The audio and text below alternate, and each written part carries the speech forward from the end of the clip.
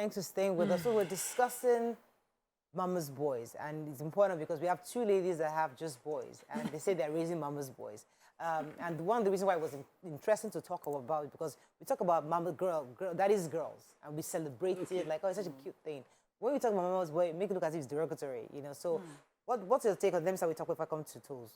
Oh yeah, I was saying before we went on break that I loved what Vijay Adam said. He said, "I'm not going to." He was of the opinion that don't insult me for being a mama's boy because you were all these babes. You were not there. Who sat and watched my infant head? Who is the one that will go on? Will fast and pray if he hears anything is going to happen to me? Who is the one that would be sitting down and doing vigil? That all these babes that want to become wives are not ready to do all of that. That many marriages are broken because of mama's boys. Many homes are in disarray because there are men who defer to their mother for every single decision to take the part. So that's a real issue. So as nice and funny and flowery as we like to talk about, that mamas are great. But many women are having issues in their marriage today. Many women should understand the role of the mother in the life of their husband. Please explain to me. So I told you my perspective changed. Immediately I pushed out 2 boys. I realized that, Tokwe, you are mother-in-law. I had become a mother-in-law since the day I gave birth. So I knew that I was preparing my children for a long-term journey of loving their wives. But I didn't want them to become so hooked on their wives and that they would forget about me. It's not fair. It's not. My husband should not say he loves me so much he will forget about his mother. He should care for his mother. He should check on his mom. That's the right thing. Let me hear Toolz's thoughts on this. Okay, so my boys, if you follow me on Instagram, you know that I love my boys to death, and I'm hoping they love me the same way. So I think it's sad that mama's boys is now like something that's very negative. I would like to think that in a positive way, my boys will be mama's boys, just like, you know, by God's grace, if I have like a daughter, she'll be a mama's girl as well. Your mother is somebody that, you know, and we spoke about it earlier, has probably sacrificed quite a lot. They love you, like, the few times that my kids have been, you know, in hospital, I will sleep on the bed with them. I will be there, you know, and that's what a lot of mothers do. Having said that, I think it is very, very important as your kids get older, especially when it comes to the point where, you know, your son is about to get married and everything, you should not be the third person in the marriage. Exactly. So one of the things that I really, really love and I'm grateful to my mother-in-law for is she does not stress, she does not, you know, and I remember speaking to my husband and saying, okay, what if I did this? What if I said, I'm never like cooking or never entering the kitchen again and everything?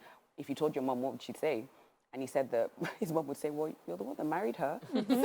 so I really respect that. I think, because you hear some horrible stories about, you hear some horrible, like, mother-in-law stories. I'm so grateful that I actually have amazing, amazing in-laws. My father-in-law, my mother-in-law, they have, like, shown me nothing but love. It's never been oh, my son did this, or, you know, you need to do this for my son. So, and I think Nima always tried to tell us that thing, because, I mean, for the sake of those people who are going through strenuous relationships with their spouses because of this mother-in-law, this mama's boy factor, I think it's important we put things in the proper perspective. Shouldn't you just leave the term out, the label out? Because I used to defer everything to my dad. I was the daddy's girl. And I never remember apologizing to my husband for it. Sometimes I'll talk to my dad, and he's a good secret keeper. And nobody would ever hear. And when my husband says, are you sure you've not shared that? I'm like, nobody. And there was hardly a thing I didn't defer to my dad. So if it was the other way around, my husband deferring everything to his mom, maybe it's the person you're talking about, you're deferring to, that is the problem. Of course. So if my dad was someone that cannot keep secrets, someone who likes to fight, he comes to the house and says, my daughter, then there's a problem. So if we're looking at it, we should be talking to the mothers to prepare themselves for that stage. Yeah. Just as Toolz has said, when he has someone else to love, and then you know how to comport yourself at that point. So wanted to say something. I was going to say, why is a daddy's girl, that term, why is it supposedly positive, but a mommy's boy is negative? Okay, can I say why I think so? You see, mothers, we want to be part of everything. We insert ourselves into everything. This is what you said. Shush, madam. She's trying to bring private conversation to the table. You know, and so when you have a mama's boy, it doesn't end with when he goes to mama's house and he's dealing with mama. Mama now hears something about Toolz and she's like, ha ha, no wonder my son's neck is thin. I'm going to come and deal with, I'm going to handle it myself. I'm coming to fix things. But a daddy's girl may end up turning and daddy is like, it ends there. You're not watching African Magic. Most times it ends there. Daddies don't normally insert themselves in every conversation happening in the house. So that's what we're talking about. The mama's boys who are talking about now is because you're on the side of we have given birth to boys. Don't abandon me. Let us call them in a few years. Yeah, let me just add Because they always feel like they know things. The mamas who we're talking about are mamas that they talk to their son. They think they are helping. But you see, you call your daughter-in-law because you want to help her. But when you're trying to help her, you're revealing things. Forget your place. You're becoming authoritative. Sometimes your son is also reporting and saying to his wife, rather than say, okay, I think that the cup is black, so it's black. You just say, but my mommy even said, that's the mistake. Your friends could be the ones who gave you that advice. When you tell your wife, you say, no, I think this cup is black. Why don't you say, no, we, Banky and Co said the cup is black. That's where the problem is, because your wife now hears other people through you, rather than hear you.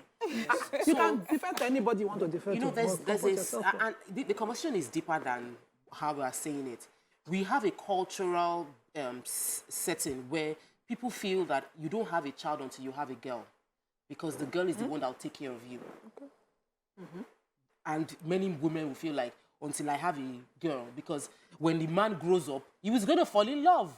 And he's going to call, I keep in my head, I'm just looking at my children, I'll be like, hey, so one day these two, they'll come, they say, I love her. She's the love of my life. You're already jealous. So I'm like, no, I'm not jealous. I'm prepared. I'm prepared. Are you sure? You're prepared. No, I'm prepared for the reality. I'm with her. Yes. I'm with her. Yes, I'm prepared for that reality. And they say, go and born a girl, go and give birth to a girl that would stay with you. I thought, you will not do a mugo. Hey. You will not do a mugo because you don't have a daughter. There are many things that we mothers of boys, it happens. So you're busybody in their marriage. That's your own mugo. No. I'm saying that we should raise boys that understand that you have a responsibility in your mom as well, because women tend to be the ones to nurture parents, and they leave the men to men will take up the new family. I think that it shouldn't just be like that. It should be a mutual thing. Men should take care of their moms. Right. They should check on their mothers and should not just abandon their mothers. We need to do a show for mother-in-laws. Just a show where have a mother-in-law coming to our set with two mother-in-laws, and let's just have a conversation. Because the way I say, I don't want to do a mugo. I want any of my children, because I have both sexes, to ask for help. Oh, mommy, I need help. If it's Simran that is asking, fine, I will be there. If it's his sister, fine. But if you don't want me in your house as well, fine, I'll be in my husband's house. That's the way I want to spend my old age. I don't want to be, it's not my cultural duty when you give birth to show up like my mother did with all the pepper soup and all. I don't have time. If you want me to come, I will come. We have to move into your own, because I'd like to wrap up on this. I'd like to go into it. But I think really in a nutshell, we're not saying anything against mama's boy. We're just saying everybody must be responsible. So when you have two parties in a relationship, even though you're the mama's boy and you love your son so much, know your boundaries. Mother-in-laws keep your boundaries. Where you stop and where you start. And husbands too, talk through yourself, not through, mommy said this, daddy said this. My mommy used to cook the soup like this. My mommy does it this way.